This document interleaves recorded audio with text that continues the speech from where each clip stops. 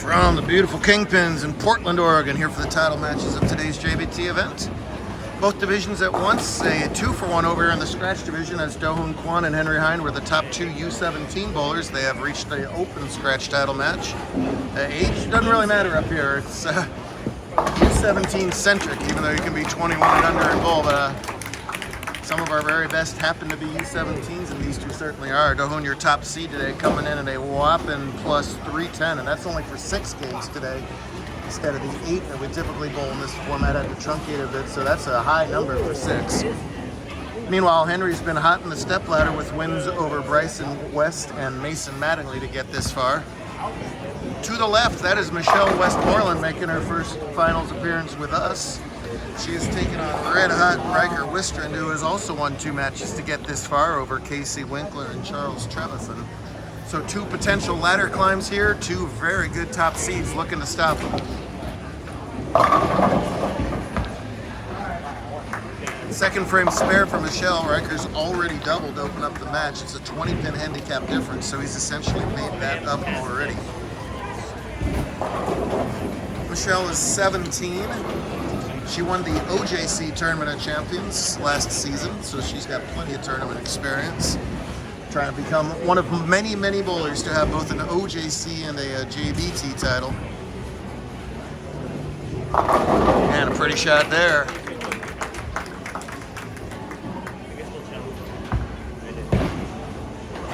Riker already in that club. He's got an OJC win. He won with us back in Triangle in June, and he also won Kevin Hong's 3-2-1 tournament this year, so kind of a triple crown of sorts. Oh, and the 10-pin taps L8 for her opening 3-bagger. Sold out field of 84 bowlers. Big thanks to the whole team here at Kingpins for hosting us. We go to their other location in Beaverton tomorrow. Aiden getting his camera time before an upcoming surgery on his left shoulder. We'll miss him for a little while. That free arm swing of Hendry. A little left to target. The ball doesn't wiggle on the Big Ben pattern. Big Ben, a high ratio, pretty long length pattern. It's about 3 or 4 clicks less than a pure house pattern. These guys can eat that up pretty good. Thank you, Danny. Great performance today, Danny. I know, greatest one. Well, it happens. Happens to all of us. Real great performance out of Danny's sister. She won girls scratch today with a win over Layla. Everybody beat Danny Piper. It's not that big a deal. There you go. Nice shot from Westmoreland to stay in that match. I'm in TD right now. Henry's going to hook it at this combination and does cover all 3. Spare to open the title match. Do-Hoon has been doing nothing but striking today. Here's his complete scorecard. 50, we'll try and get it there. 54, 62, 48, 48, 45, 97. He just flat out lit it up. 1 for 3, yeah, she knew that was going to fall. She did the little pre-slap on that one. Sometimes that's a good way to jinx yourself, but it worked that time. I'm about to make $20. Riker in cruise control here. Got a nice break in the 4th to trip out that 6. Yep, him and Do at the same time. He's going to wait. Devastating. Oh, this time he doesn't catch a break. I thought that 7-pin might fall out of that. It doesn't. Tough but makeable spare. We'll see if he just goes for the counter. Tries to put on a show.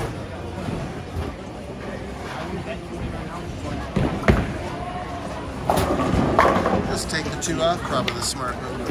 175 entering average, plus 158 for his 6 games today, with a high of 242 scratch, a low of 150 game 1, so he came out of the gates ice cold and has been great since then. Up quickly as they tend to do in that category. Oh, no. Oh, there's the big break right there. Turns the big 4 into a 4-7. Make sure he takes advantage of that with the spare. Kwon, as he's gotten taller, and yes, I promise he's gotten taller, has adjusted the arm swing a little bit. But it just comes so smoothly off his hand. Even though they're entirely different bowlers, Henry thumb in, Do-Hoon two-handed, watch how smoothly the ball comes off their hand for both of them. Riker does take advantage and covers up his spare, but a big opportunity for Michelle here. This is also the U17 title match, if I didn't say that earlier. I think I did, actually. Reminds me of Mike Fagan, the way Henry's arm swing goes, and believe me, is that a compliment? But he comes up high.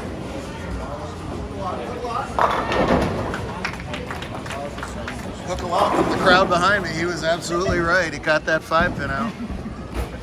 And game on as she's countered with 4 in a row of her own. They've gotten back to even on the scoreboard. Michelle getting those 20 pins. Good one here on a Saturday afternoon in the Northwest. I can't tap fast enough. Henry keeps the same ball, goes hard and straight at that.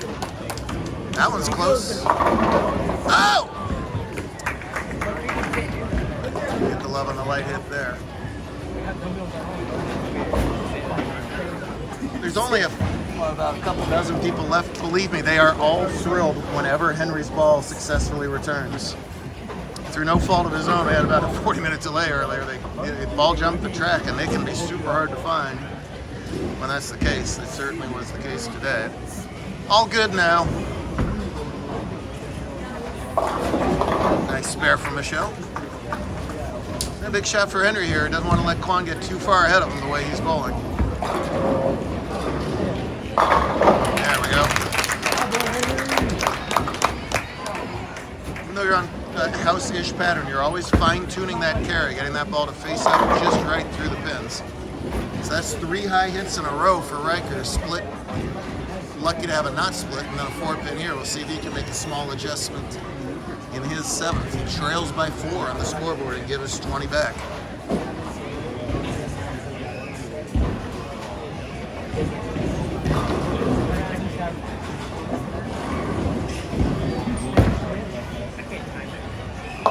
Nicely done. His dad and I were talking about what division going forward for him. He's one of the classic stuck in the middle ground bowlers. That 175 average will go up overnight, but he's accumulating points rapidly too. And you know, points mean a lot around here as far as getting into and getting well positioned for our year-end tournaments. And a point in early October matters just as much as a point in June. There's a nice shot there. So everybody bowling pretty well. We'll just see who ends up coming out on top here.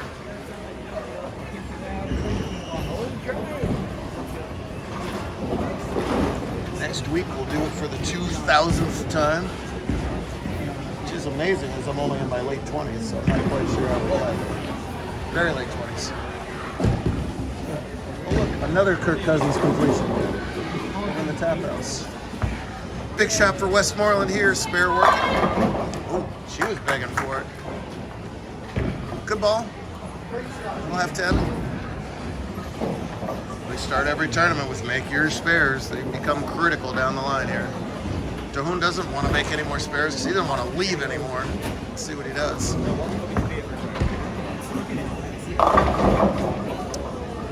Having said that, it's a bucket for him to deal with. Hang on! Oh dear.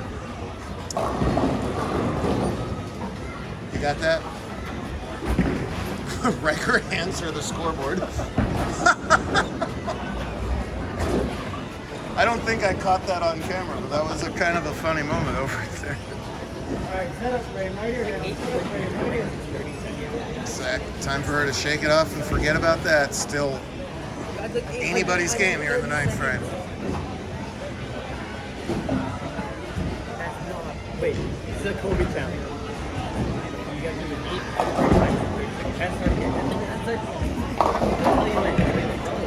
Does not roll that 2-pin. Tough spare for anybody here for Kwon, but especially because he's shot so few spares today. I don't know if he's been around that part of the lane. He's going to hook at it. Yeah, it's a lot of ways to chop a bucket, and that's one of them. Changes the complexion of this match. Now this is back to anybody's game. Henry trails by only 11. You can make this an all-even match here with the strike in the 5th. No problem with the 2-pin for Michelle. Again, she's getting 20 pins. That's a theoretical 206 through 9. Means Riker trails by 12 overall, and he can turn this into a one-pin game. Who wants it the most?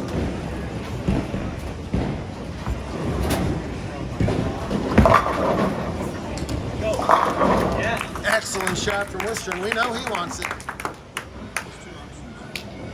Couple pins the difference here in the 10th frame of Handicap. An 11-pin match through 5 over here in Scratch. That ball picked up early for Henry. I was surprised there. We'll see. He's got to make a move too here. Let me see. Riker can get 244, which would shut out Michelle, so he can double the win. Wow. Sometimes these GSX pin setters have funny reactions. That could have been anything from 6 to strike. He gets 9 out of it. Michelle's going to have a chance to win no matter what Riker does. 223 with spare strike would turn into a 203. Michelle would need 18 pins in the 10th. First things first, at this 7 pin. Yes. No problem. Fill ball important here, for sure. Every pin is going to matter.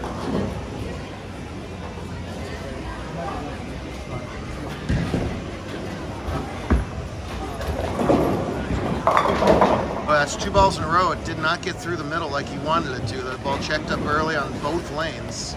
A couple different ways to go about adjusting to that. We'll see what he does when next time he's up. Yeah, should have been 10. He gets 9 for a very nice 222. But will it be enough? He's got to beat Michelle by 20, so Michelle would go 7 spare strike for 203, which would be enough. 7 spare strike is the winning combination. Anything less, Riker will take it.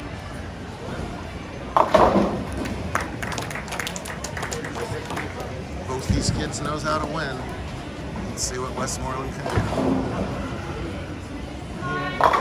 Oh, she comes up with the strike.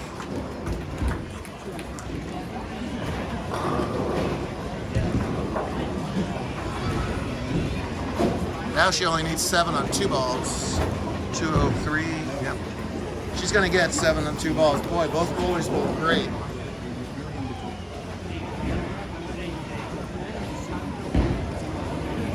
Both bowlers outscoring the scratch bowlers actually right now.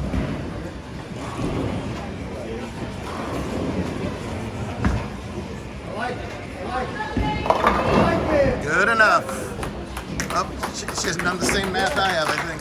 The crowd has, though.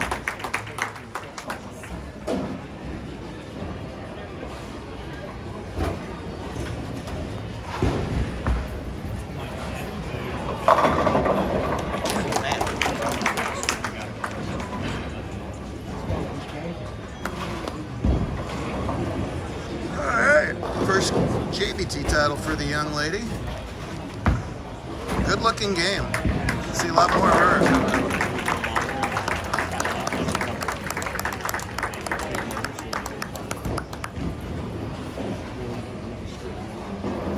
She's still got her game face on. I'm waiting for the smile. There, gee whiz. Yes, there you go. Riker might shove the scoreboard back at her again for that. That kind of nonsense. Well bowled match. Someone's got to win. This time, Miss Westmoreland comes out with the victory. Winner to be determined over here in Scratch. Kwan's got herself an 11-pin lead here, shooting with the strike working in the 7th. Last match on the board, so we'll do it on him. Make that a 21-pin lead. So Kwan's been able to get the ball through the middle by going faster righter. He's getting very angular through the front portion of the lane. I don't know if Henry can mimic that with his rev rate, which is still pretty high, but not go home. It looks like ball change is going to be the primary change here. You don't think so?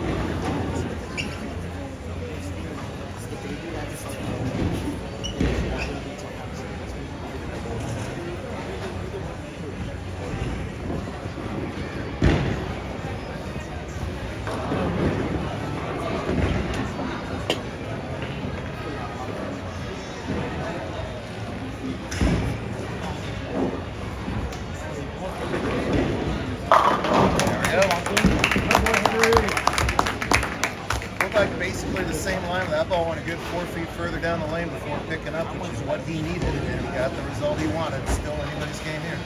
Nothing new for Dohoon and Henry to go at it at our tournaments, all the other tournament clubs, local events. They had a banger of a match in essentially the semifinals of the Invitational back at Triangle in June. We know each other well. Two very nice kids. But it's a game on when they're on the approach here. This will cut it back to 11.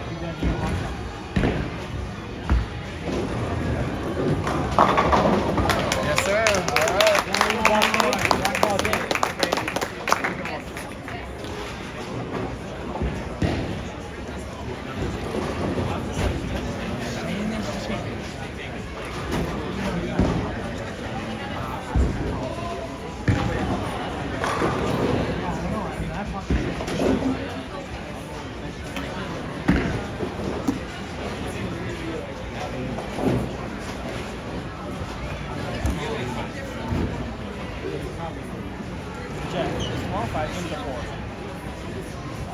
We have the same time crunch.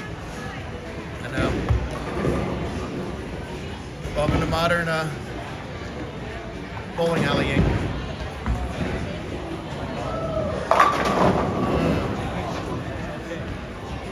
I think there's actually kind of a fine line out there.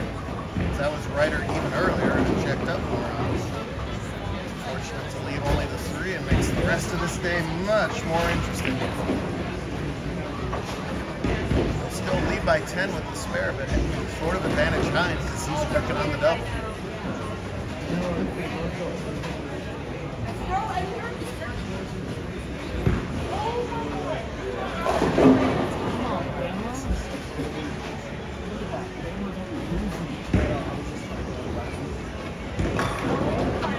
Never take your spares for granted, no trouble at the front end. So when Dohoon was smaller, he took a giant first step with his knee almost coming up to his face and the backswing was almost over his head. That was all simply to generate enough power to throw the ball two-handed with enough ball speed. Now that he's grown a little bit, he's able to not take such a wild first step, which probably makes his footwork easier. And his backswing is actually fairly low now, which makes that more controllable. He's able to repeat shots more, generally leads to high scores. He doesn't just win at our level, he's got multiple SYC titles, constant threat at junior gold. These kids are good up here in the PNW. They're good everywhere. We learned that a long time ago. We learned that about 2,000 tournaments ago around here. Spare work in 9th frame. Shred. Shot, GK. His max is 223. Henry's got room for 233. So 3 more strikes would win. Anything less, Dohoon will have a chance in his 10th. That count all even at 3. So it's going to come down to score on the left. Behind it. Up net. At this gorgeous facility, by the way. This is the former 20th Century Lanes. Kingpins crew completely remodeled. More lanes back there. Great bar atmosphere down to the high end. Both these Kingpin centers are gorgeous.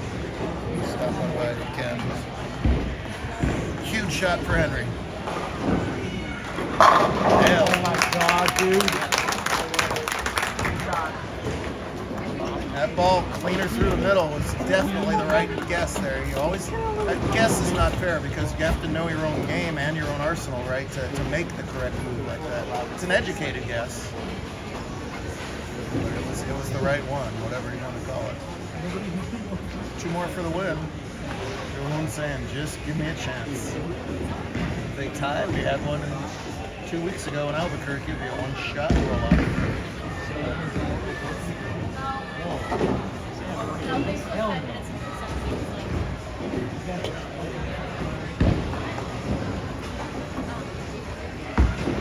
Left.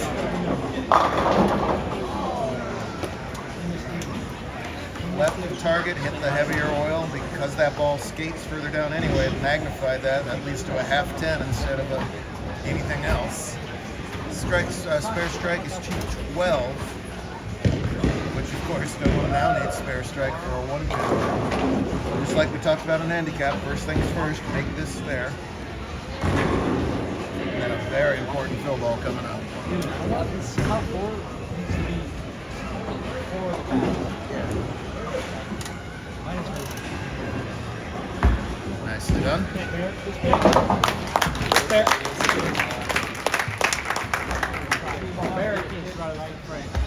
An exciting 10th frame and a super important shot coming up here from, but more importantly for all of us, Henry's ball only has to go down the lane one more time. Or has to come back from behind the lane one more time.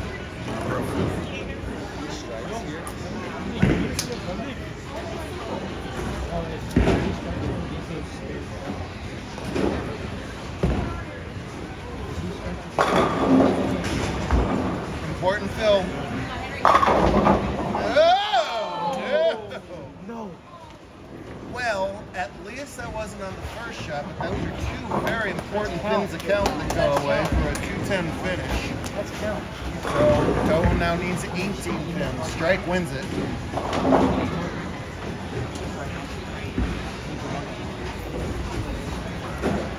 But just like Michelle and Riker's match, those 2 extra pins count. It takes a lot of pressure off your opponent, right? Pitching on that last ball. Look at Vanderbilt. They're clearly way better than Georgians. It's got to be the bowling team playing. They still have 5 minutes left. I want to see Josh Abagani in the stands with his shirt off. All right, here's Quan's ball. This would win. Oh, this is shreds rats.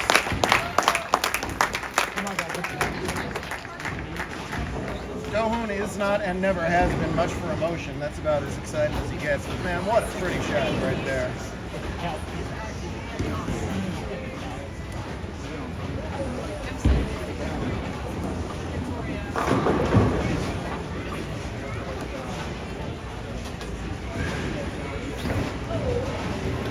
Notice for your younger guys how that was the winning shot, but look how he keeps his pre-shot routine there. No mistakes. Don't just race up there and do something crazy. No worries. Wow! Wouldn't that have been something? That's why Henry's 710 was so brutal, because that would have been a brutal scenario right there. And he pocketed 710 right there. In this particular case, it don't matter. 220 something is a very happy Dahoon, a very happy Dadoon in the corner. I assume that's his name. I go by Dadoon. And a 6th career JBT title.